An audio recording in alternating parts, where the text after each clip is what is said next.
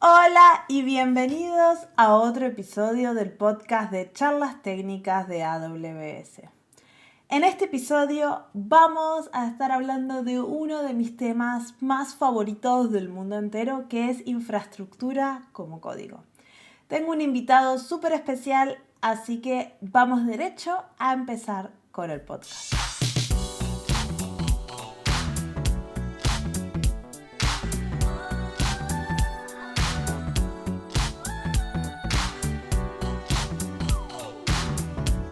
Hola y bienvenidos a otro episodio del podcast de charlas técnicas en español.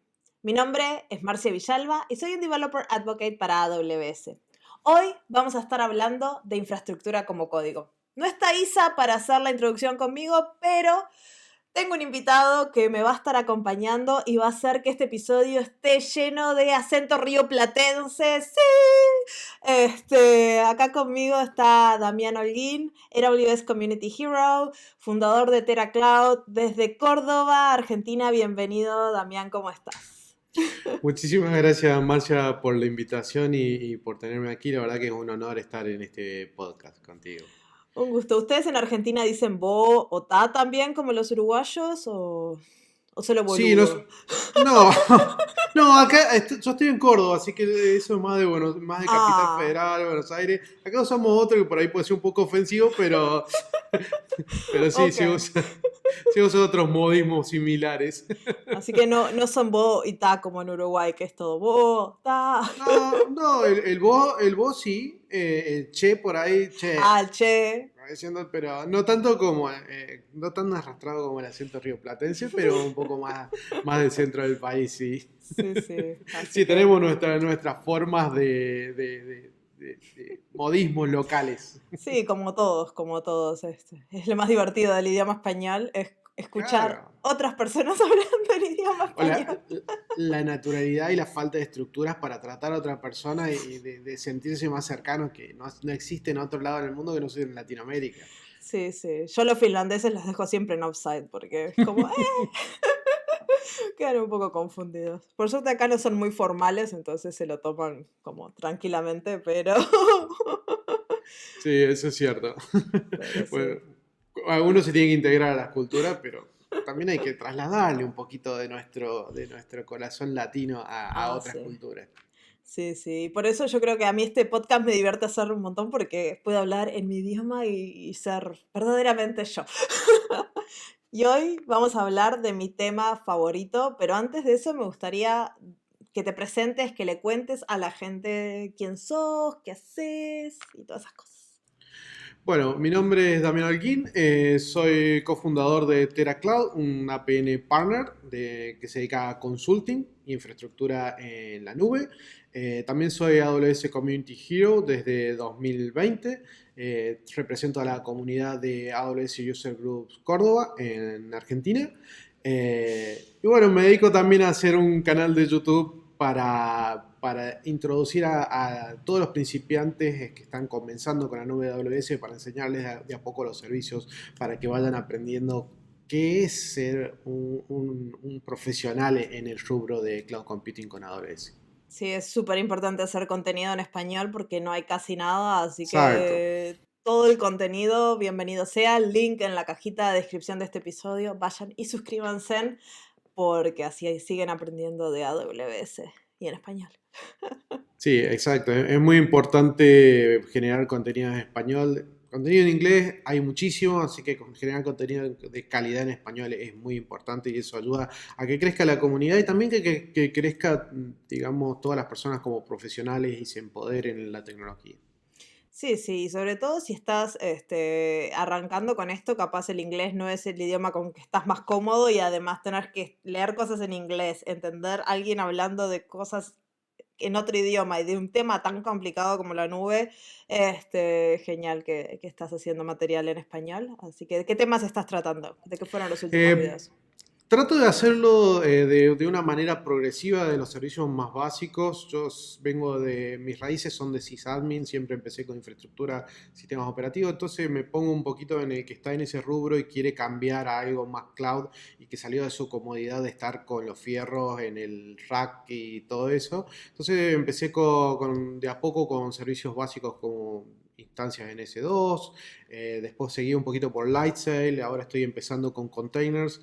Hice una visión general de containers y ahora estoy dando una pequeña introducción a Docker como para entender, como para hacer sus primeras imágenes, para que ya poder volcar un poco a cómo utilizar los servicios de containers que brinda AWS, ECS, KS, Tenés para Lightsail entretenerte Container. ahí como 37 servicios. Exactamente, sí, sí.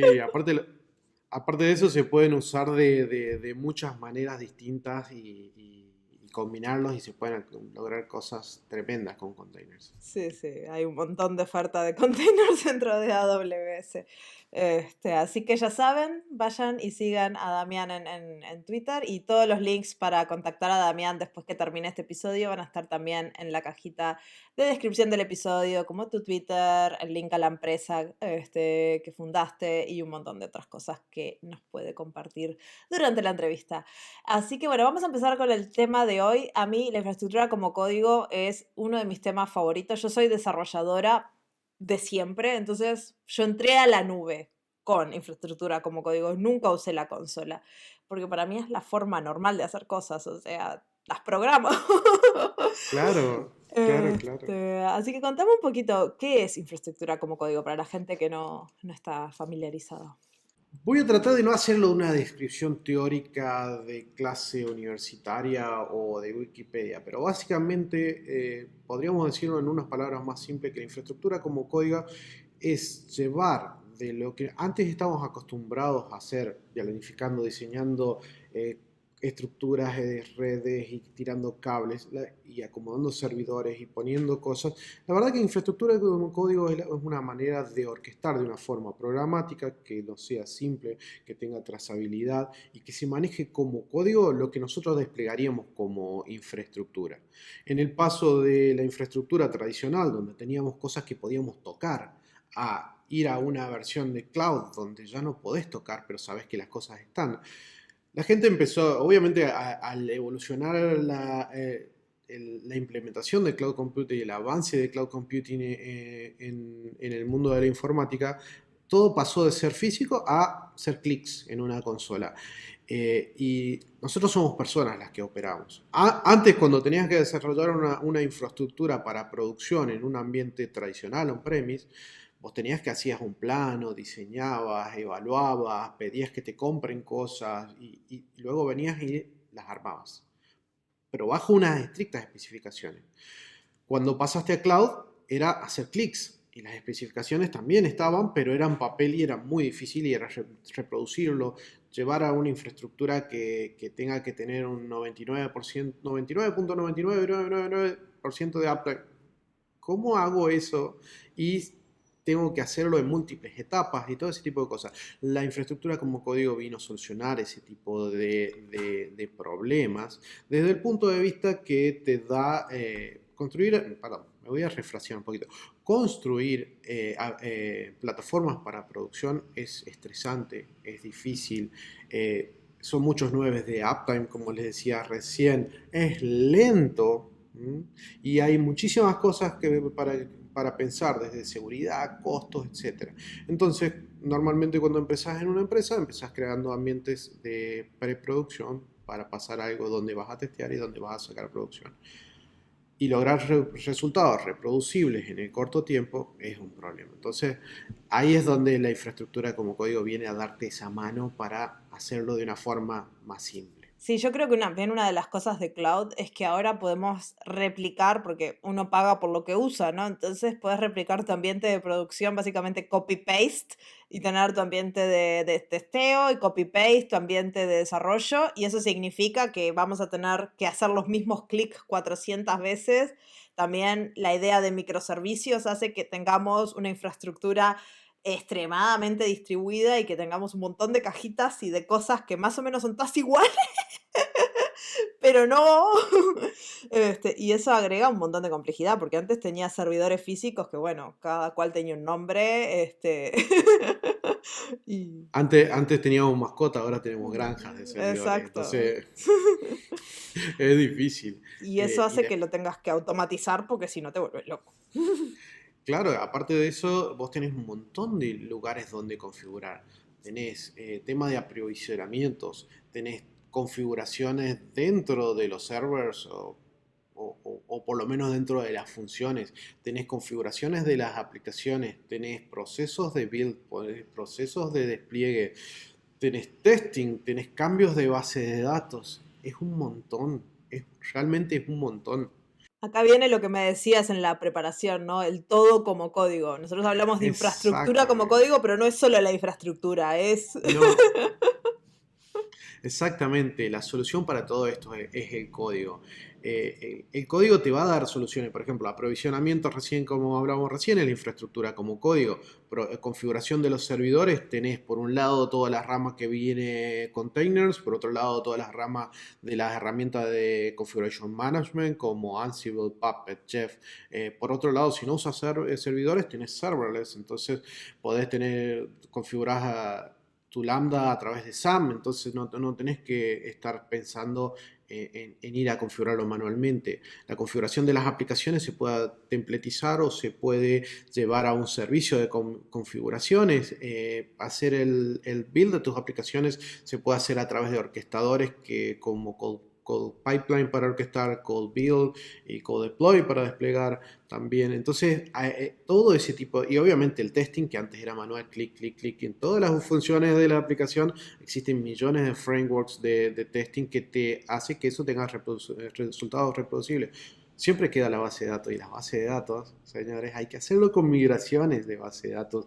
Todos los lenguajes tienen algún framework para hacer migraciones de base de datos que te permite escribirlos de una forma a los cambios y si no funcionó, poder revertirlos, porque eso es importante, poder hacer pequeños cambios y que sean reversibles para si afectamos los resultados, poder volver atrás y primar, digamos, la capacidad de nuestra plataforma de seguir respondiendo a los pedidos de nuestros clientes.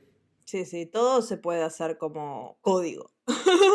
Yo creo que esa es una cosa súper importante y al menos para mí como desarrolladora es la única forma razonable de hacer las cosas. Una cosa, por ejemplo, que me encanta de la infraestructura como código es que yo creo mis demos y después los pongo en GitHub y cualquier persona puede básicamente hacer un repositorio, un clone del repositorio, correr eso en su cuenta de AWS y les va a funcionar exactamente la misma infraestructura que yo hice en mi demo. No tienen por qué seguir paso a paso todos los clics, no tienen nada, o sea, exactamente la misma infraestructura con todos los recursos, con todos los nombres que yo le puse, ¡cloc! Lo copias. Y eso te da un montón de capacidades de reproducir, de testear, de crear ambientes para serverless, por ejemplo, ambientes efímeros. Haces un pull request, creas toda la infraestructura, testeas todo, tirás la infraestructura abajo. Ayuda a evolucionar las infraestructuras también, porque como vos lo dijiste recién, vos haces algo, posteas tu idea para que alguien más la vea. Miren, creé esto. Antes era, vengan y vean, cuando ya estaba creado, ya estaban los switches puestos por un lado, los cables tirados, los servidores puestos en su rack. Y decía, sí, venga, y podrías cambiar esto, y ahí había mucho esfuerzo. O decías, no, ese servidor no me va a alcanzar. Ajá, tengo que decirle al personal de compras que este servidor no me va a servir para que vea si lo puede devolver proveedor, pedirle al proveedor una nueva cotización y volver a traer un servidor nuevo para dejarlo disponible. Creo que ese tipo de problemas, por suerte, se acabaron hace mucho. Bueno, en realidad se trasladaron a otro lado, porque se trasladaron a nuestros cloud providers que hacen eso y van teniendo esta previsibilidad de tener un montón de servidores disponibles para que nosotros como usuarios en este punto podamos disponer y podamos utilizar y usarlo a través de infraestructura como código nos permite que cuando hacemos un cambio en una etapa temprana del desarrollo, de la evolución de nuestra aplicación, poder llevar ese cambio hacia adelante, hacia todos los ambientes que vienen después. Porque si decimos en producción no me va a alcanzar este servidor o esta capacidad de cómputo que tengo, poder hacer esa prueba en una etapa anterior para prever eso y que no nos impacte cuando estamos lanzando nuestro producto es muy importante y poder mantenerlo en el tiempo, o sea, todos los ambientes está muy bueno Y y también reduce un los montón de errores. tiempo. ¿Cuántas veces te Exacto. pasa que tenés un error en producción, vas a la consola, le haces la tica en la cajita o pones el comando que falte, lo arreglaste en producción, pero después en tus ambientes de testing y desarrollo capaz te olvidaste porque eran las 3 de la mañana y bueno, el cerebro no te dio para tanto, al otro día ya era otro día y te olvidaste de hacerlo. En cambio, si haces infraestructura como código, bueno, lo arreglas en el template de producción, le pones el coso y después eso automáticamente va a generar los otros ambientes porque está todo conectado y ya te puedes ir a dormir tranquilo. Exactamente, exactamente. Y también cuando tenés un incidente, también poder tener un runbook como código. He estado viendo cosas muy interesantes con Jupyter Notebooks que tienen runbooks de cambios, para hacer cambios en el Jupyter Notebook, donde podés ir ejecutando los distintos fragmentos de cambios que se tienen que hacer a través de código ¿Qué y es un aplicando Rambook? infraestructura Capaz como... para la gente que no sabe. Un runbook principalmente es cuando uno en operaciones, cuando tienen que hacer cambios planificados, normalmente se escriben runbooks para hacer tareas repetitivas donde uno pone todas las descripciones de las tareas, contextos, checklists que se van a aplicar antes, que se van a aplicar durante, que se tienen que aplicar después. ¿Para qué? Para que como personal de operaciones que tiene que hacer algo que pueda afectar la capacidad de nuestra plataforma para estar disponible, se puedan ejecutar de una manera que que sea repetitiva, que obtenga resultados esperados y que tenga las acciones que se deben hacer. Así como un piloto antes de despegar tiene que agarrar su checklist y testear esto. Un médico lo tiene que hacer antes de una cirugía. Bueno, en nuestro rubro tenemos lo que se denomina runbooks, que serían estos checklists que nos ayudan a realizar un cambio de la manera correcta Sí, a las 3 cuando de la mañana también, cuando uno a está las 3, medio dormido. eso es lo que estaba por decir, a las 3 de la mañana y sin café. Sin mate, dirías. ¿Tomás Sin mate? mate. Tomo mucho mate. Hoy no me acompañó, pero porque si no iba a estar todo el tiempo y me iba a tentar de tomar un mate mientras estaba hablando cuando se me seque la garganta y digo, no, eso va a ser un poco prolijo. No pasa nada. Así que hoy sin mate, pero sí tomo mucho mate, al menos un litro y medio en la mañana, que es bastante. Y para caminar un poco tengo un termo que es chiquito, entonces me tengo que ir a cargarlo cada tanto, entonces aprovecho para levantarme de un escritorio y balancear un poquito entre ser un robot sentado en un escritorio y ser una persona que se mueve dentro de su casa Hasta la en cocina. esta época, hasta la cocina en época de pandemia. Exacto, pero sí, los runbook hoy en día se pueden automatizar muchos de esos procesos, así que también no es solo checklist, pero también son, como vos decías al principio, ¿no? Infraestructura como código para tus runbooks. Exactamente, eso es una de las cosas que le tenemos que agradecer a la gente de ciencias de datos que nos trae. Yo creo que es fantástico cómo se utilizan ese tipo de herramientas como Jupyter Notebooks para poder establecer esos procesos investigativos que después terminan utilizándose cuando se realiza, se aplica esa investigación para obtener resultados predecibles. Sí. Y ahora que hablamos un poquito entonces de qué es infraestructura como código, por qué se puede hacer, capaz vamos a concretizarlo un poco en qué herramientas están disponibles de AWS o para trabajar en AWS, que es como infraestructura como código, ¿no? Yo siempre digo que está CloudFormation, que es la madre de la infraestructura como código en AWS, porque todas las demás herramientas terminan en CloudFormation dentro de AWS, ¿no? Porque después vos nos contarás un poco de Terraform. Pero básicamente CloudFormation es uno de mis servicios favoritos, mucha gente lo odia, yo me encanta, es muy difícil de escribir, pero el poder que te da de hacer toda esta infraestructura repetible y el servicio que te permite levantar las stacks, cuando desplegas una stack, que es una pila de recursos de AWS, solo te despliega los que cambian, o sea, toda la eficiencia que hay ahí, para mí eso es una de mis cosas favoritas, ¿no? ¿Te gusta CloudFormation? Me gusta, no soy de los más fanáticos, Vos sos Terraform pero Team. sí, pero no es solo por porque porque no me gusta digamos, la forma de escribir una cosa u otra. Es por una cuestión de poder hacer otras cosas más allá de lo que está en AWS, sino poder meterme adentro del servicio, decir, necesito un usuario específico con ciertos permisos específicos dentro de la RDS, que la pieza de infraestructura como código vaya y me haga ese cambio de la configuración importando un cierto provisioner.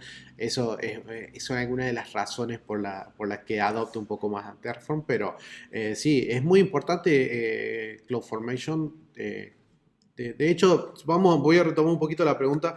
Ah, en cuanto a tooling, esto es genial, porque así como en informática hay un montón de formas de hacer lo mismo, para hacer infraestructura, configuraciones o todo como código para desplegar, existen montones de formas de hacer lo mismo. Siempre es bueno conocer todas las herramientas que te da nativamente AWS para poder Eso de hacerlo. conocer todas es un poco conocerlas por arriba. Yo no te No, diría sí, que sí, sí, entres en los sí. detalles porque hay No, muchas. No exactamente, queremos exactamente. agobiarlos. No, por supuesto, por supuesto. Eso me quiero aclarar. Tenemos que conocerlas para saber las opciones que tenemos, pero simplemente, aunque sea de títulos y qué capacidad tiene cada una, para saber cuando tenemos que encargar un nuevo proyecto, poder decir, bueno, voy por CloudFormation, voy por SAMS, si estamos hablando de serverless, perdón, de Lambda. Si estamos hablando de algo por ahí que mezcla varias cosas, podemos decir ir por CDKs. CDK es muy bueno en ese sentido porque nos permite sintetizar código CloudFormation si después vamos a aplicar, tenemos que enviar solamente el código CloudFormation o si queremos evaluarlo, eso la verdad que está muy bueno. Sí, O directamente CDK, podés... capaz podemos decir, decir qué es, porque yo creo que nunca hablamos de CDK en este podcast. Es básicamente infraestructura como código, literalmente como código, porque cuando escribimos CloudFormation lo tenemos que escribir en formato JSON o YAML. Cuando escribimos CDK vamos a usar un lenguaje de programación como TypeScript, Python, no sé, Java, .NET, creo que son los 4 que están soportados hoy en día. Y entonces si tenés un equipo de desarrollo que conoce esos lenguajes de programación, puede usarlos. Y una cosa que a mí me gusta mucho y creo que a vos también es lo que más te gusta, es la parte de la reutilización de componentes, cómo podés, tenés diferentes niveles de abstracción de los componentes, tenés componentes que son uno a uno con los componentes de CloudFormation, pero después tenés como más y más abstracción que van usando las buenas prácticas, que ya sea de AWS o tuyas que crees como componentes reutilizables, ¿no? claro, claro, claro. Eso es lo interesante de conocer todas, porque cuando uno es algo muy simple, quizá no se va a ir a implementar una herramienta de infraestructura como código o configuración como código que sea muy compleja, porque le va a llevar mucho más tiempo y lo que muchas veces se prioriza es el tiempo de entrega. Es decir, cuando es muy distinto tardar, por ejemplo, 5 días que tardar una hora, o 2 o 3 en entregar un producto, o 2 días. Ese tipo de cosas es muy importante para saber la complejidad y seleccionar la herramienta correcta. Por ejemplo, con CloudFormation podemos hacer arquitecturas de referencia para reutilizar nuestro código y después la podemos dejar disponibles para ser utilizada a través de Service Catalog. Entonces eso le da la posibilidad a un desarrollador de que pueda ir a elegir, decir, yo necesito, estoy por empezar el desarrollo de un nuevo microservicio y necesito un servicio donde desplegarlo, que sea redundante y que esté detrás de un load balancer. Eh, Podríamos tenerlo en un repositorio de código, pero con Service Catalog, por ejemplo, puede ir y seleccionar esta arquitectura, desplegarla y tenerlo disponible. Y eso por detrás va a aplicar CloudFormation para desplegar esos recursos y que estén disponibles a través de esa librería de infraestructura como código de una forma más user-friendly, podríamos decirlo, que tenerlo en un repositorio y tener que bajarlo, tener que ir a aplicarlo después con nuestro CLI o tener que subirlo para hacerlo a través de la consola web. Y son muchas cosas que quizá el desarrollador se puede preguntar, ¿y por qué tengo que saber esto si al final del cabo yo tengo que ir a desplegarlo? Y bueno, es una forma de empoderarlos. Esa es una frase que yo me quedo de que me dijiste el otro día y que la verdad que es genial porque la infraestructura como código, la configuración como código, el todo como código, lo que hace es empoderar a los desarrolladores para decirle, tu problema puede ser resuelto con el código, pero tu problema el problema no se resolvió hasta que eso no llega al usuario que realmente lo va a usar, que realmente va a obtener el valor de eso. Y poder involucrarse en todo ese proceso, en toda esa cadena de desarrollo para llegar al valor al cliente final es muy bueno. Y hoy creo que ha evolucionado tanto el rol del desarrollador que principalmente desde la aparición de la cultura de Ops, donde ya no es simplemente involucrarse en cuando captura el requerimiento, escribir el código y decir, acá está, es problema de otro. No, poder hacer un poco más que es problema de otro, poder ir a testearlo, poder ir a ver cómo se despliega, poder participar a Poder través saber de... cuánto sale, que eso es algo que los desarrolladores También, estaban muy lejos y hoy en día es muy común que se te habilite la parte de costos, porque lo exactamente. puedes ver. Este, Entonces, eso permite que los resultados sean mucho mejores y que la persona que desarrolló entienda cuál realmente es el valor que aporta su pedacito de código a la solución de un problema mayor. Y eso para mí es muy gratificante ver cuando sale tu código a producción. Sí, y después tenemos entonces CloudFormation, CDK, después está SAM.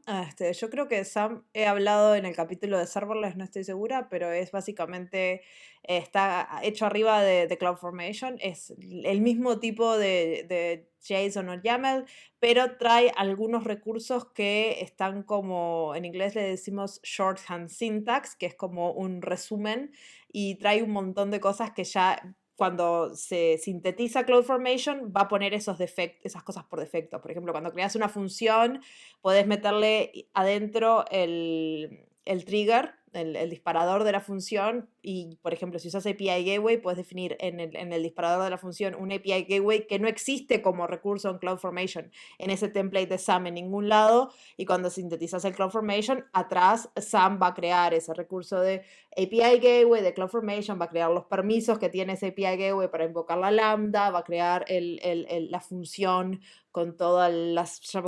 Pero vos capaz escribiste 10 líneas de SAM y se sintetizó en 40 líneas de CloudFormation. Entonces te ayuda.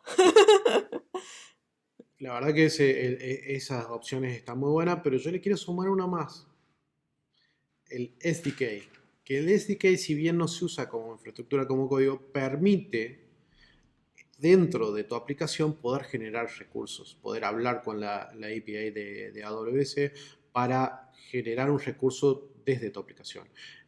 Puede pasar que una aplicación requiera generar un bucket S3, por ejemplo.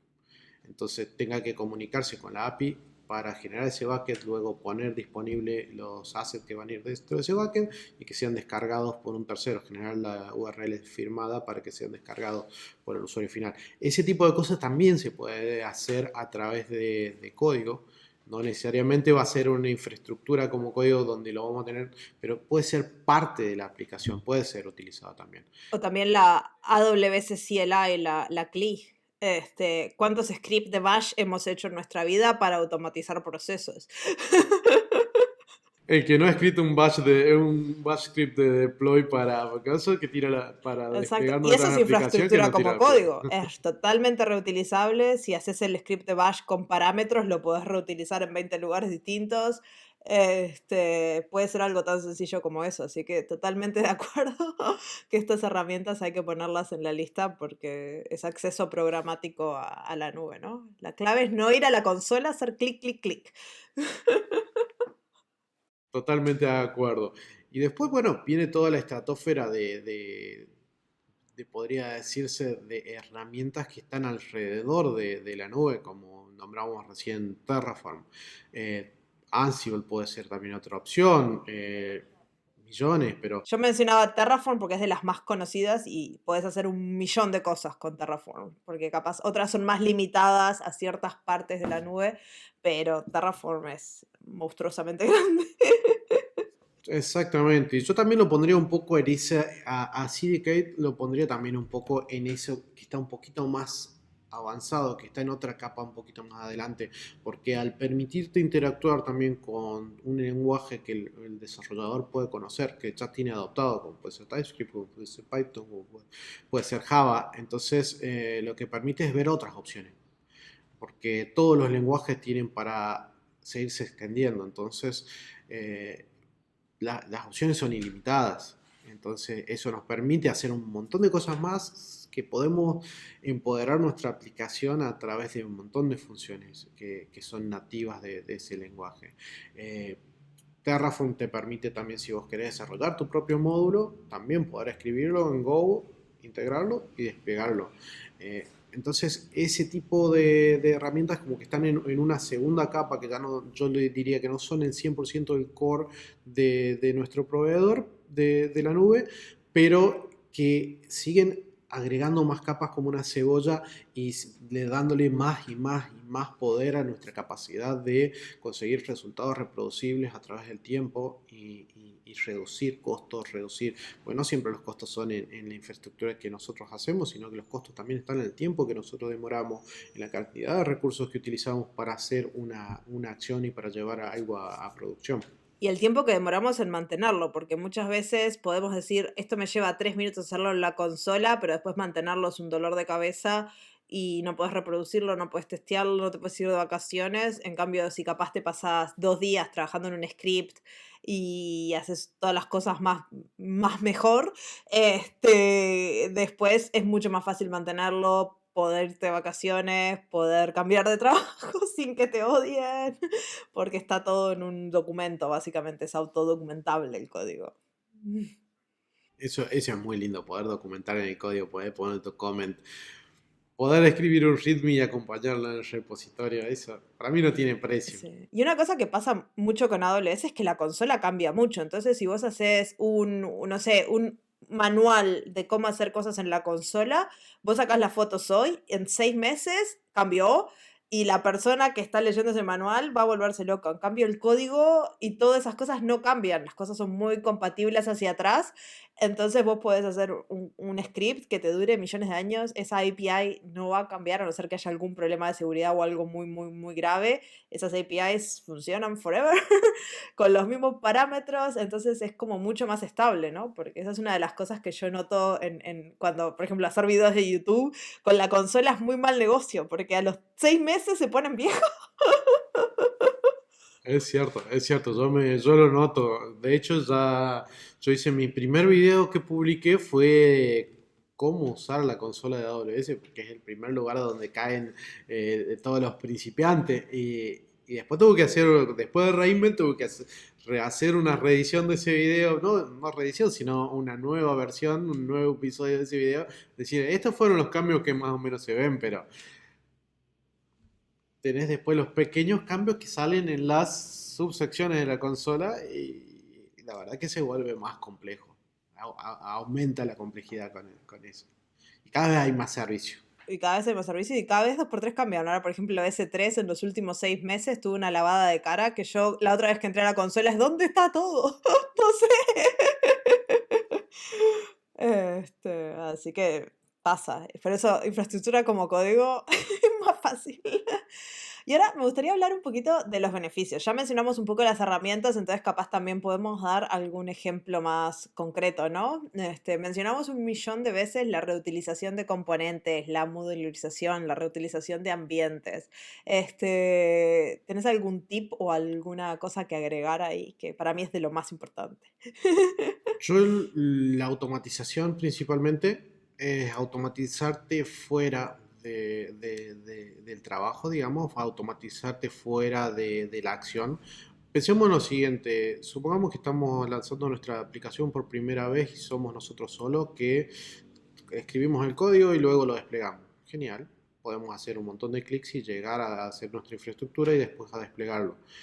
Nuestra organización nuestra startup crece, somos 20 personas, ya se empieza a complicar, todos metiendo cambio, todos queriendo desplegarlo y empieza a necesitar, yo necesito un ambiente para probar esto, que si lo despliego acá voy a romper este otro ambiente y empieza a decir, bueno, acabo uno, acabo otro, y somos personas.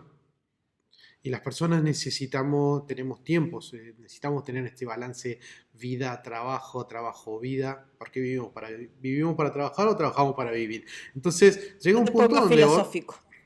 donde vos llegás, claro, donde vos llegás a tener una capacidad de trabajo. Supongamos que trabajamos 8 horas al día y crear una infraestructura nos puede llegar muy simple, nos puede llegar a 1 hora o 2 horas. No podemos crear mucho más que eso y después hay que destruirla para mantener los costos bajo control. Entonces, si nosotros automatizamos con infraestructura como código, posteriormente esos tiempos se reducen. Crear un ambiente nuevo puede ser algo muy chiquito, puede ser 5 minutos, 10 minutos. Entonces, es cuestión de hacer un nuevo template o cambiar el template y desplegarlo en otro lado y ya tenemos todo lo que un desarrollador va a necesitar. Si lo podemos hacer a través de una herramienta que se autosirva, va a ser mucho mejor. Entonces, esas cosas, esas pequeñas automatizaciones hacen que tu organización escale. Entonces, eso es lo importante por ahí del todo como código, más allá de la infraestructura como código, de las configuraciones, de todo. En realidad, eso es lo mejor porque va a permitir escalar a las organizaciones, ganar más complejidad sin perder la eficiencia. Sí, y yo creo que esa es una de las cosas fundamentales, al menos en la automatización, en los servicios gestionados, en darle lo más que puedas a la nube, porque no hay mucha gente hoy en día, no hay casi skills disponibles ahí para decir voy a juntar gente que trabaje en la nube y pones un aviso y te vienen 1000 personas que están recontracapacitadas. Imagínate que tenés todo el dinero del mundo y los puedes contratar. No hay, no sé cómo está en Argentina, pero acá las empresas se sacan los ojos por gente con capacidad de poder hacer infraestructuras en la nube. Entonces vos querés que las personas que tenés estén haciendo lo más valioso posible y no haciendo trabajo repetitivo que podría estar haciendo una automatización, porque no hay más gente, no hay mucha gente. No, y cada vez se vuelve más complejo y el escenario porque cada vez hay más servicios, cada vez hay más posibilidades.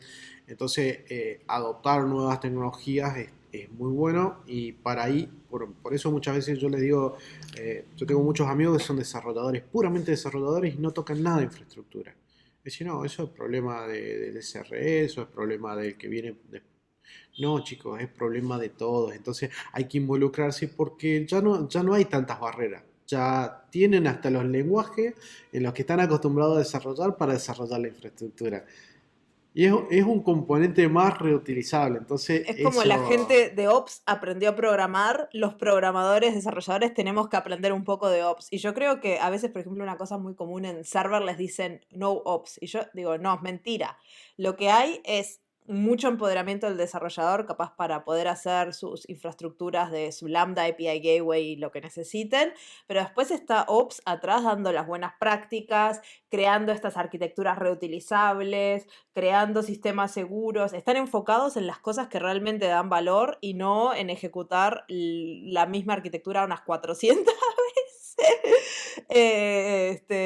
Es como cada cual está enfocado en lo más importante del negocio que ellos pueden dar y sí, el desarrollador tiene que saber de infraestructura, no tiene que ser un mega ops, pero tiene que entender cómo su código funciona cuando está desplegado, cómo se testea, cómo escala, cuánto sale. sí, sí, sí, totalmente de acuerdo en eso. Y aparte, esto nos permite implementar infraestructura como código y operaciones en general como código. Nos permite aplicar todas las buenas prácticas del desarrollo de aplicaciones modernas. Otra buena beneficio sería poder tener control de versionado sobre el código de nuestra infraestructura. Poder decir, yo sé que cambió de una versión a otra y si no está performando bien mi aplicación, no está funcionando en los parámetros que yo espero, puedo poder ver que fue el cambio. Y después ver un poquito más hacia atrás, tener esa trazabilidad de dónde salió este requerimiento, cómo se hizo. Entonces, todas esas buenas prácticas del desarrollo de aplicaciones se El pueden testing aplicar a la de infraestructura. infraestructura. Eso El es algo testing. que es muy raro cuando uno piensa en infraestructura, porque antes poníamos cajitas, ¿cómo testeamos una infraestructura? Bueno, ahora es código, le podemos hacer preguntas, están, no sé, los permisos correctos, están ciertas cosas en el lugar que tienen que estar, puedes hacer testings automáticos que verifiquen cosas, puedes hacer linting del por ejemplo, en CloudFormation, de que esté con los parámetros que vos querés, no sé, ahí vos sabrás más, pero testing es Sí, algo que... se puede hacer todo lo que como testearías una aplicación, desde probarla, ver que esté, hacer un testing funcional, ir a la consola, ver que estén todos los componentes que quisiste con los parámetros que querías, automatizar eso a través de, primero ver que la sintaxis esté bien, entonces ya no necesitas testear que la sintaxis esté de manera correcta, poder evaluar si los resultados funcionalmente son los correctos, poder luego disparar algún testing de performance para ver si las métricas y los resultados que esperabas a nivel de performance están correctos, poder evaluar los costos. Eso es, la Mm, verdad que hasta eso se puede llegar a hacer. Es un poco más complejo, pero se puede hacer. sí, No es nosotros difícil, una cosa que hacíamos, pero por ejemplo, para evaluar costos en operaciones que eran muy distribuidas y muy complejas, hacíamos load testing. Le tirábamos al servicio con una carga más o menos que la esperábamos tirar nosotros y le dábamos 2 o 3 horas de eso y después veíamos la factura de AWS o el budget, ¿no? De cuánto nos iba a salir y eso nos daba una visión muy clara porque básicamente estás poniendo los servicios con una carga como la que recibirías y 2 o 3 horas lo ves clarísimo y ya puedes decir, bueno, esto está caro, esto está barato, que es mucho más fácil que usar la calculadora y empezar a pensar cuánto me va a salir, no. Tirarle una carga y go for it. el poder escalar y desplegar infraestructuras de grado de producción en una etapa de testing no tiene precio. Para mi punto de vista es uno de los mejores beneficios del cloud, pero que también es un poco de beneficio de la infraestructura como código, porque crear una infraestructura de producción para poder hacer un load testing, para poder evaluar si realmente va a estar a la altura de lo que nuestros usuarios necesitan. Quizá para el que está haciendo una pequeña aplicación va a decir, pero para mí es lo mismo. Pero a medida que escale, y si tenemos que tu aplicación se vuelve masiva, se vuelve global, se vuelve muy Como yo distribuida. siempre digo, viral en Corea a las 3 de la mañana mientras vos dormís, porque hoy todo es muy así. Escribiste un blog post en tu pequeño blog sobre algo muy interesante y alguien lo agarró en otra parte del mundo y de repente, ¿cuántas veces les pasan a los influencers que hacen un blog y se les cae? Se pasan así promocionándolo pensando que les va a dar y ¡pum! Se les cae el blog. Qué fácil sería eso ponerlo en la nube y no se te cae si lo haces bien. Y qué fácil es poder probar si realmente va a estar decir, bueno, a ver, yo quiero probar cuánto se banca esto. Voy a crearlo en mi entorno de staging o de preproducción y lo voy a escalar a nivel producción. Y después voy a Mechanical Turk y digo, necesito que se pruebe con tanto. Y después, hablando de eso, te voy a contar una horror story que realmente me hiciste acordar con eso Horror de que Stories, mis favoritas. con eso, quizá no relacionado con infraestructura como código, pero eso de que escale, de no probar las cosas a nivel de performance.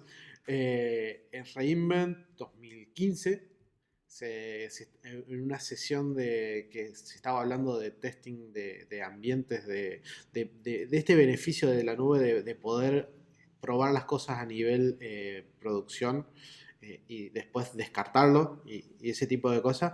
eh, el presentador empezó a hablar de Mechanical Turk y sus beneficios. Dijo, pues nosotros podemos hacer, se pueden hacer pruebas, bla, bla, bla. Y dice, a ver quién quiere, a ver quién tiene un sitio. Y hubo alguien que levantó la mano.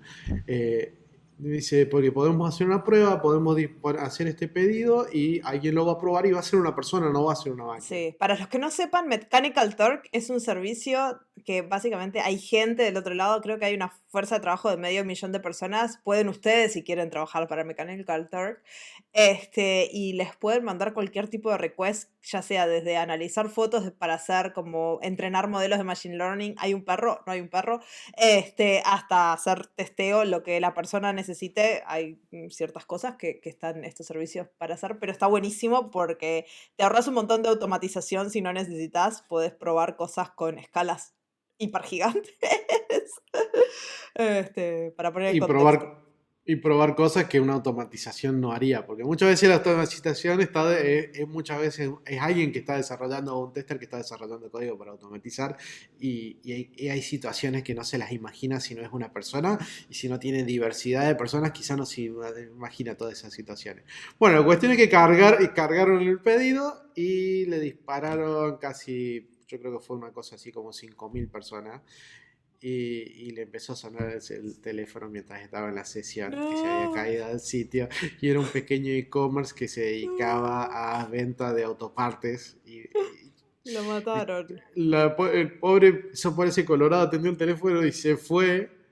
Y en realidad es que le mataron el sitio porque dijo, uy, el sitio ya no anda más, y ya empezó a dar estos resultados, y se mostró el screenshot de lo que pasó, y dice, y en realidad el takeaway era, o lo que se llevaba a decir, esto se puede probar antes, se puede probar a tener un servicio, y pueden probarlo a escala y después desecharlo, no teniendo que pagar, no teniendo que comprar equipamiento para tener Y es muy disponible. barato Mechanical Turk para lo que te da, entonces no es algo que te va a romper la economía de la empresa.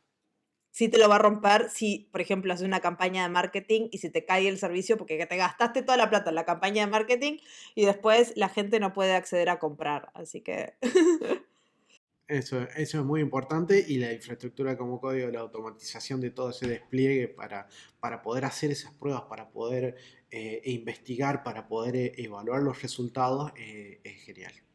sí, sí. ¿Y qué otras buenas prácticas le recomendás a la gente escuchando? Hablamos un poco de la trazabilidad, de los code reviews, del testeo, ¿qué más? ¿Qué otras cosas? Documentación, poder documentar en el código como de por qué pongo este componente, o por qué hago supongamos que estamos haciendo un load balancer, por qué estoy poniendo estos health check, o ese tipo de cosas se pueden documentar en el código, entonces podemos dejar trazabilidad para otro desarrollador que venga y diga, bueno, ¿qué hace este fragmento de código? ¿Qué es lo que busca hacer, y por qué se hizo? O por ahí tener simplemente una trazabilidad a un requerimiento, entonces de esa manera poder entender la historia de ese pequeño fragmento de código. Eso es muy bueno. Eh, Reutilización de código, no tener que estar escribiendo 50 veces el mismo pedacito de código, eso es muy bueno. Y no, yo quizá en CloudFormation no soy de los En mejores, pero sé que se CloudFormation puede. lanzaron lo que se llaman los módulos en reInvent el año pasado, que te permite hacer tu propio módulo o agregar algunos de los que te da AWS para la reutilización de componentes de forma más razonable, porque antes lo que podías hacer era anidar como pilas de recursos, pero ahora podés básicamente crear tu propio componente que sea, no sé, una API Gateway, una Lambda y una Dynamo y integrarlo en todas tus aplicaciones fue más fácil. Eso es muy bueno. Porque si no, iba a decir, también está la posibilidad en CDK, El eso es muy CDK es bueno porque, fantástico. porque se van desarrollando como pequeños building blocks. Claro, entonces podemos construir a través de patrones y poder decir, che, yo tengo todo esto que he hecho como si fuera una librería, y simplemente tengo que incluirlo y usarlo como si fuera una caja negra, donde simplemente le digo, esto es lo que necesito y dame los resultados y devuélveme, y después los valores, y después lo voy a usar. En CloudFormation los módulos creo que están inspirados en eso de CDK porque funcionan más o menos de la misma forma. Tenés como los parámetros que le puedes definir y ta. Es como no tenés que definir 300 millones de cosas.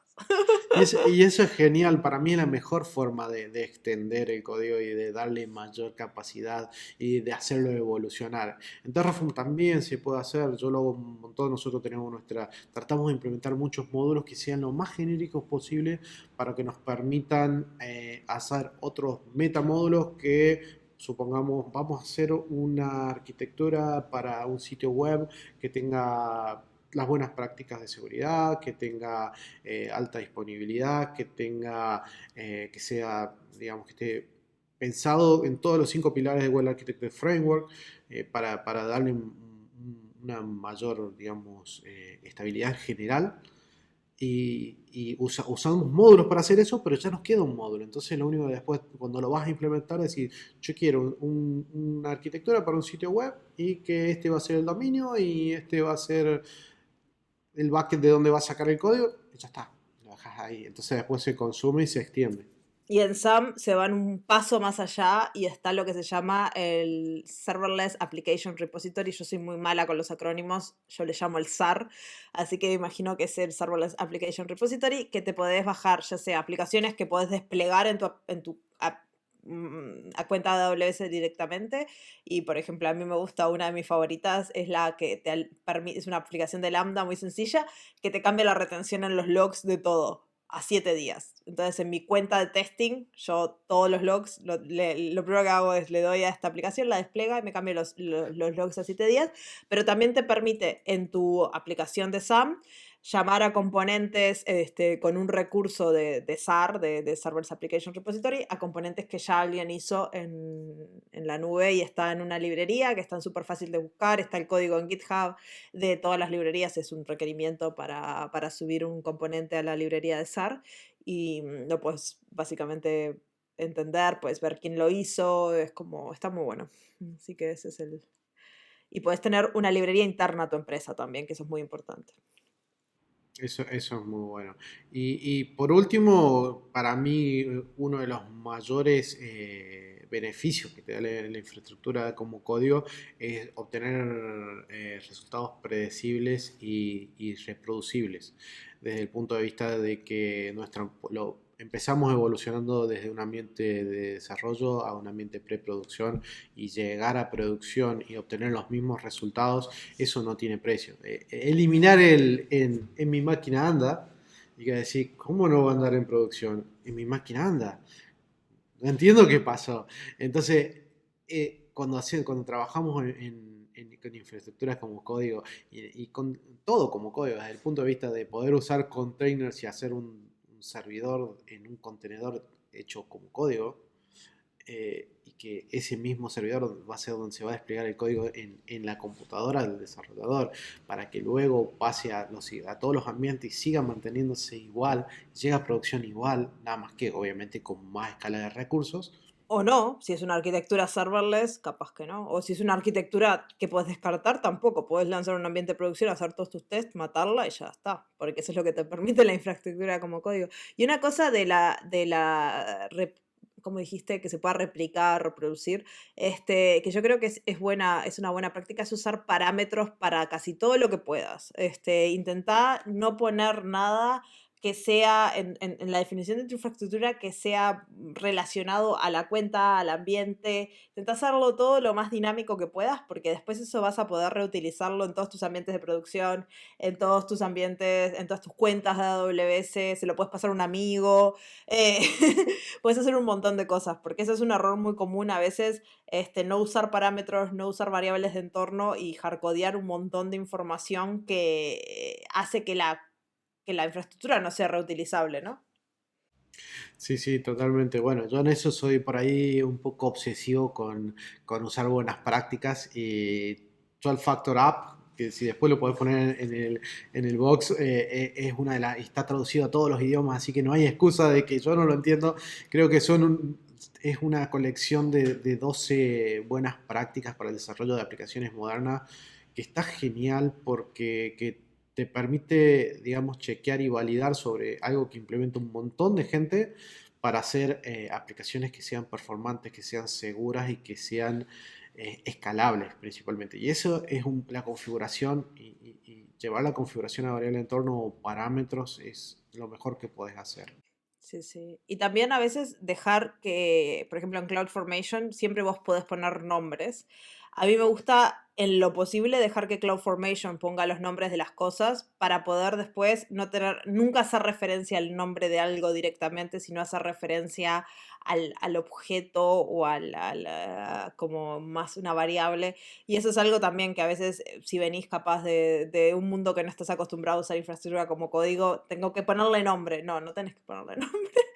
CloudFormation lo va a hacer por tu cuenta o el recurso que uses, ¿no? Claro. Y evitar las colisiones de Mm. nombres. Por eso no hay que ponerle nombre, porque CloudFormation lo va a hacer automáticamente y no va a haber colisión. Hay cosas que no puedes zafar, porque a veces necesitas poner nombres a las cosas. Pero si podés zafar, zafá. No pongas nombres. Porque ese es un error que yo cometí mucho al principio y después me agarraba unos líos porque, claro, tenía producción y quería hacer los nombres acá, después tenía que crear parámetros, hacía unas cosas súper complicadas al principio para poner diferentes nombres a mis tablas, por ejemplo, de Dynamo, que en verdad no lo necesitaba, para los tres diferentes ambientes de ejecución de mi servicio, ¿no? Entonces, hacía complejidad al pedo, porque en verdad si yo hubiera desplegado eso, CloudFormation le hubiera puesto un nombre y a mí no me importaba. Pero claro, yo no sabía cómo usar estas cosas, entonces hacía cagadas. Y creo que eso es algo muy común cuando estás arrancando, que... Sí, sí, por ahí establecer un prefijo está bueno porque cuando tengas que hacer todo el shooting y tu aplicación no está funcionando como sea como debe ser, puede ser no tener un naming convention por ahí puede complicar un poco cuando tenés un problema, pero sí un prefijo y después el resto de nombre que lo ponga CloudFormation, que lo ponga la herramienta que utilicemos. Sí, sí, sí, tal cual. Y después hablando de cosas así un poco más genéricas, ¿no? Ahora estoy remotivado, acabo de escuchar este podcast, infraestructura como código fantabuloso.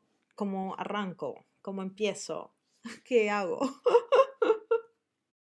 Yo lo primero que recomiendo siempre es entender bien el problema que vamos a atacar y establecer el conjunto de herramientas que voy a utilizar y que me es más fácil adoptar.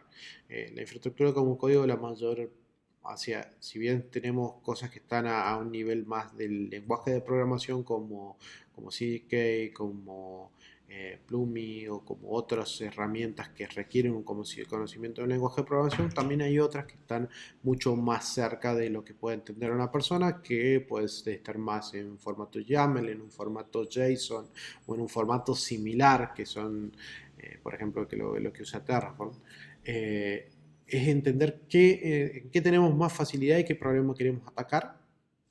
Entonces, de esa manera, empezar a enfocarnos en qué herramienta vamos a adoptar y qué tenemos que hacer para aprender esta herramienta. Entender bien esa curva de aprendizaje de la herramienta que vamos a adoptar. Recurrir obviamente a podcasts como este, que te O van canales de YouTube, como los nuestros. exactamente, que te van a guiar, te van a dar un marco de entender las herramientas y entender qué problemas solucionan. Las comunidades son, yo creo que yo soy pro comunidad, obviamente soy community hero, pero más allá de eso yo me formé en las comunidades y colaboro y siempre trato de devolver a las comunidades con las que me ayudé a formarme, desde los grupos de usuarios de Linux aquí de Córdoba hasta distintas otras comunidades, hasta que llegué al grupo de usuarios de AWS. Las comunidades me ayudaron a aprender, a adoptar y a ser quien soy hoy en día. Así que es importante involucrarse en las comunidades, aprender de las comunidades y ver qué problemas tienen, qué problemas resuelven y qué hacen los que ya llevan tiempo haciendo esto. Entonces, ese es el segundo paso para mí, para entender de dónde, cómo establecer un camino de aprendizaje. Yo soy más ansiosa y mi paso sería pensar algo chiquito y desplegarlo en 2 o 3 arquitecturas. Buscate tutoriales de Hello World, de infraestructura como código en Terraform, aunque no tengas mucha idea de cómo hacerlo, ¿no? Buscas una en Terraform, una en CloudFormation, un CDK, en cuál es la que empezás a entenderlo más rápido y cuál empieza a sonarte que, bueno, te puede servir y empezá a tirar por ahí. A no ser que tengas algo definido en tu organización, en tu empresa, pero si querés aprender para mejorar a ti mismo, para hacer tu propia empresa, yo soy de manos a la obra. Preguntarle a tanta gente está bueno, pero también go for it. Porque al menos te cambia mucho la mente cuando haces tu primera infraestructura y escribís, por ejemplo, en CDK. Yo siempre fui pro SAM, pro CloudFormation. Dije, CDK, nada. Creo que incluso en mi canal de YouTube en inglés hay un video que hice hace como un año y pico donde hablo de infraestructura como código, cuál elegir, y hablo como que CDK, y después, 1 o 2 meses después, miré CDK, estaba haciendo una entrevista con un experto y me mostró cómo hacer una VPN, una VPC en CDK, una línea de código, una. Y yo, se me cayó la cara, dije, tengo que mirar esto. O sea, yo hacía mucho tiempo que venía evitando hacer arquitecturas con VPC, porque con mi trabajo yo puedo hacer lo que quiera. Y venía evitándolas porque se me caía mucho de paciencia hacer VPCs, es muy trabajoso hacerlos en CloudFormation. Y cuando vi que con una línea en CDK dije, tengo que mirar esto es... Y me encantó. Y ahora todo lo que puedo lo hago en CDK. Es que es una excelente forma de evolucionar hacia un lenguaje que vamos a estar implementando en nuestra aplicación también, entonces eso es genial. Pruébenlo, vean con cuál se sienten cómodos, capaz si vienen de un mundo de desarrollo, por ejemplo, a mí me gusta mucho TypeScript, JavaScript, entonces para mí CDK me resulta muy cómodo, muy familiar, pero capaz si ustedes vienen de un mundo más de infraestructura, cosas como JSON o YAML les resulta más cómodo de leer, o la forma, porque uno es más programático y es como un lenguaje de programación, ¿no? Que tenés que programar todo, el otro tenés que decir los parámetros como una configuración, funcionan muy diferentes, y también eso va a gusto del consumidor, ¿no? Y si quieren renegar, también pueden hacerlo en Bash y usar CLI y tratar de parsear los resultados para... A ver, yo soy un originario sysadmin, así que he hecho eso y he tratado de hacerlo. Es muy difícil parsear los resultados de CLI para hacerlo, pero también es una opción. O también pueden mezclar todo, porque por ejemplo, yo soy políglota en diferentes infraestructuras como código y a veces cuando me resulta más fácil te hago un bash, script bash, porque quiero ejecutarlo en una terminal de forma rápida, es algo que va a ejecutar una vez, pero lo quiero poder ejecutar cuando yo quiera. Otras veces estoy haciendo una arquitectura serverless muy orientada a lambdas y hago SAM, y a veces estoy haciendo cosas más genéricas con un montón de cosas y te hago CDK, y a veces estoy haciendo cosas full stack y te hago Amplify, pero no tienen por qué hacerlo como lo hago yo. Pero si quieren es posible y pueden combinarlos así que no. Eso es magnífico porque te permite hacerlo de tu manera, evolucionar y aprender de tu manera. Es como decir, estoy haciendo una escultura. Nadie te va a decir, no, hacelo así o sí, así, porque no va a ser tu escultura, va a ser la de otro. Entonces, eso es lo que tiene lindo este trabajo que es creativo y que existen mil formas de hacerlo a tu manera. Y yo no diría que hay una forma correcta, ¿no? Pero si lo van a estar haciendo a nivel empresarial, donde van a poner prácticas, intenten decidirse por no 800 formas de hacer infraestructura como código, porque si no, los pobres desarrolladores se van a querer matar porque no van a saber cuándo elegir una o la otra. Si tienen dos o tres opciones, definan cuándo usar una o la otra y denle herramientas a las personas que van a empezar su proyecto. Lo que hablábamos al principio de empoderar a los desarrolladores es darle herramientas. Ok, si vas a hacer un proyecto que es Lambda, en este caso te recomendamos SAM, y si vas a hacer un proyecto de esto te recomendamos CDK, pero si quieren tener una variedad, ¿no? Y si no, elijan uno que sea genérico y enseñen ese y ta. O sea, no hay una forma correcta, pero, tengan referencia, porque si no la gente se vuelve loca si le das Y como organizaciones es muy importante definir estos guidelines para decir cómo se van a comunicar los desarrolladores entre ellos. Entonces eso, así como decía recién, para esto recomendamos esto, para esto recomendamos lo otro. Entonces, y después decir, bueno, vamos a escribir este tipo de variables constantes, etcétera, mayúscula, minúscula, camel case, snake case, lo que sea, pero ponerse de acuerdo al principio y después eso va a permitir que no haya tantas preguntas en los code review, que fluya más el desarrollo y que alguien que está creando pueda trabajar en su proceso creativo sin tener que volver atrás y mirar cómo se escribió de una forma u otra. Eso ayuda a evolucionar mucho a los equipos y que sean altamente performantes. Yo también una cosa que aconsejo es tratar de establecer que sea una estrategia de 360 grados, más que para suene marketinero, pero que cubras toda la vuelta, todos los espectros, que trates de evitar hacer cosas a mano cuando implementes en infraestructura como código, trata de hacerlo todo. Si no existe, bueno, ya va a existir. Lo vas a hacer, quizás vas a hacer un recurso a mano porque fue lanzado esta semana y todavía no está disponible la API, todavía no está disponible en la herramienta de infraestructura como código o de configuraciones como código que utilice. Lo vas a hacer a mano, pero que quede el ticket, que quede el requerimiento para ir y transformar eso como infraestructura, como código. ¿Para qué? Para que sigan siendo resultados reproducibles a través del tiempo y de las infraestructuras y de los distintos ambientes y que queden como una evolución, así como si fuera el código fuera una secuencia de ADN que va adoptando ese pequeño aprendizaje a través del paso del tiempo y de la evolución de las personas. Eso creo que es algo que se tiene que hacer y que se debe tratar como si fuera cualquier otra pieza de código, cualquier otra aplicación y tratarla de la misma manera, aplicando los mismos procesos.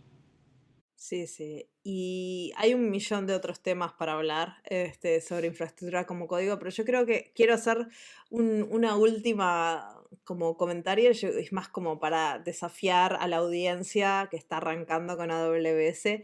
Y no sé qué opinas vos, pero a mí la infraestructura como código me parece un excelente punto de partida para arrancar con la nube. A mí me parece que sí, porque uno puede ir haciéndolo progresivamente. Entonces, y más entendiblemente, hay tantos servicios, año a año se largan nuevos servicios, que comenzar a aprender lleva tiempo. Entonces, uno cuando está en un proceso de aprendizaje, aprende esto, tengo que hacer acá, y cuando tiene que implementarlo, dice, ¿qué fue lo que hice antes?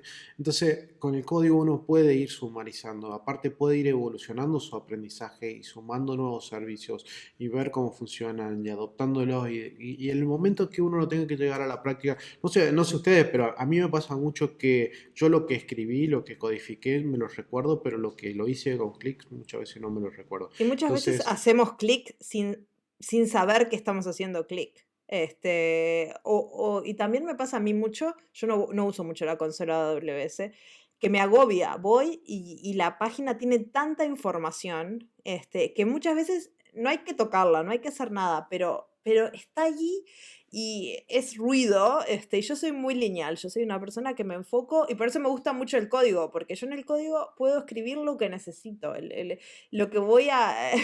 y sobre todo en estos lenguajes como CDK, que te pone un montón de defectos y que usa las mejores prácticas, vos solo escribís lo que necesitas cambiar, hace que te concentres en lo importante. O sea, yo quiero una función de lambda con Node 12. Y ya está, todo el resto está ahí definido automáticamente, automágicamente, como digo yo. Si vos vas a la consola y creás una función de lambda con Node 12, tenés que definir capaz o no un montón de cosas, pero están ahí visibles, vos no sabés si tenés que cliquearlas o no. Y para mí eso agrega una complejidad. sí, y te da también el tener la infraestructura como código y aprender haciendo infraestructura como código, te da un mayor conocimiento de los servicios, porque sabes cómo se llaman los componentes y los parámetros que le tenés que poner, ¿Sabés lo que y es empezás a aprender. importante? Exactamente. Que los otros son clics. A decir, sí, están ahí, está el nombre, pero no te lo vas a recordar igual que si lo tenés que escribir. Y un secreto te podés copiar y pegar del pasado. Exactamente. ¿Cuántas veces? ¿Cómo se hacía esto? Ay, pero yo lo hice hace 2 meses, voy a mirar a ver el ejemplo, vas a GitHub, entras, copy-paste, mira acá tengo algo para empezar. Ya no empezás del cero, empezás de algo que sabes que funciona, que sé más o menos. ¿Cuántas veces ha pasado que estás aprendiendo algo y lo probaste, no te anduvo y tenés que pedir ayuda? Y tenés que explicar qué es lo que hiciste. Hiciste un montón de clics acá, acá, allá. Es muy difícil. En cambio, con código, directamente es cuestión de ir a GitHub, hacer un gist, pegar el pedacito de código, decir, esto es lo que tengo, Ponerlo en Stack postear, Overflow. ponerlo en Stack Overflow y ser full Stack Overflow y tener ayuda de la comunidad para aprender. Así que eso es genial. Sí, así que les recomiendo a todos los que están escuchando esto que infraestructura como código es la forma de aprender la nube. Yo creo que hoy en día con la cantidad de cosas que hay es la forma más fácil de aprender la nube. Puede sonar muy complicado al principio, pero créanme, no. Este, y sí, yo creo que con esto ya les dimos un millón de cosas sobre infraestructura como código, desde por qué es, qué herramientas, qué beneficios, qué buenas prácticas. No sé, ¿qué opinas? Dijimos Sí, yo creo que tocamos casi todo. Hay millones de cosas más que podíamos hablar y se podría hacer infinito el capítulo, pero creo que cubrimos la mayor parte de las dudas que puedan tener. E igualmente, yo creo que estamos disponibles para cualquier consulta, cualquier pregunta que quieran hacernos para saber cómo empezar, a dónde seguir, comentarios que quieran preguntarnos sobre nuestra experiencia. La verdad que yo en eso estoy totalmente abierto para ayudarlos a comenzar en este mundo que es apasionante. Todas tus redes sociales y puntos de contacto están en la descripción del episodio, así que si alguien quiere contactar contigo cuando terminan de escuchar esto y quieren hacerte un millón de preguntas, vayan. También es muy fácil de hablar con él, pueden ir y mandarle un mensaje. No sé si tenés los mensajes de Twitter abiertos, pero creo que sí. Sí, sí, los tengo abiertos, obviamente para followers solamente, pero sí están disponibles. Estoy en LinkedIn, estoy en todos lados, así que me pueden contactar tranquilamente. Exacto, dejarte comentarios en los videos de YouTube. Eso ayuda mucho, eso Que a la verdad YouTube que le va a ayudar encanta. mucho. A YouTube le encanta y le encanta para hacer que los videos se posicionen un poco más y que esto, para mí es algo muy importante, como decíamos al principio, que se genere código, perdón, código, perdón. Estamos Eh, hablando con- de generar código todo el rato, así que normal. sí, sí, contenido, Código, contenido en contenido español. como código en español. Contenido como código en español. eh, primero para involucrar a más personas que hablen español en tecnologías cloud y segundo para despertar a que más gente se anime a hacer contenido en español, que no necesariamente, porque he visto un montón de gente, hasta yo lo he hecho en algún momento y capaz que en algún momento lo vuelvo a hacer, generar contenido en inglés, no solo en español, y, y- Mucha gente y piensa que hay dice, mucho. "Ay, hago contenido en inglés, tengo una audiencia más grande, porque eso a ver, yo tengo un canal en inglés, pero en sí tenés mucha más competencia. Si haces contenido en español, para todos los que nos están escuchando, si quieren hacer contenido, háganlo en español, que hay, aparte de la audiencia, al menos la que tengo yo, es súper charlatana, comentarista, nos manda correos, y a mí eso me encanta. La comunidad en inglés habla, pero para la cantidad de gente que me sigue en inglés, nada que ver con lo que habla la comunidad hispana. Así que yo me encantó haberme puesto a hacer contenido en español y en el futuro seguiré haciendo mucho más que en inglés. Claro, hay que animarse. Exacto. Así que bueno, muchísimas gracias, Damián, por el tiempo, por contarnos un montón de cosas y espero que hayas pasado bien. No, la verdad que la pasé excelente, se me fue el tiempo como si nada, porque fue una charla de amigos, así que Esa es la gracia. Nos faltaba eh, el mate, che. falta el mate, sí, falta el mate. Yo me he europarizado y tomo té verde. Es muy bueno el té. Yo No le también, digas eso a mi padre que me deshereda, pero bueno, shh, él no escucha el podcast. Pero sí, sí, pero sí. yo también soy de tomar grandes cantidades de café. Café y mate creo que son mi bebida y ahora me está faltando, así que Sí, bueno, te dejo ir a buscarte un cafecito. Muchísimas gracias otra vez y a todos los que nos escucharon, espero que les haya gustado este episodio y nos vemos en 2 semanas en otro episodio del podcast de Charlas Técnicas. Chao, chao. Muchas gracias por escuchar el podcast hasta el final. Todos los links y formas de contacto para Damián están en la descripción del episodio, así que vayan y suscríbanse a su canal de YouTube y síganlo en todas las redes sociales. También pueden compartir este episodio, darle like, comentar, mandarnos un correo o lo que ustedes quieran para qué temas tratar en el futuro. Nos vemos en otro episodio del podcast de Charlas Técnicas de AWS. ¡Chao, chao!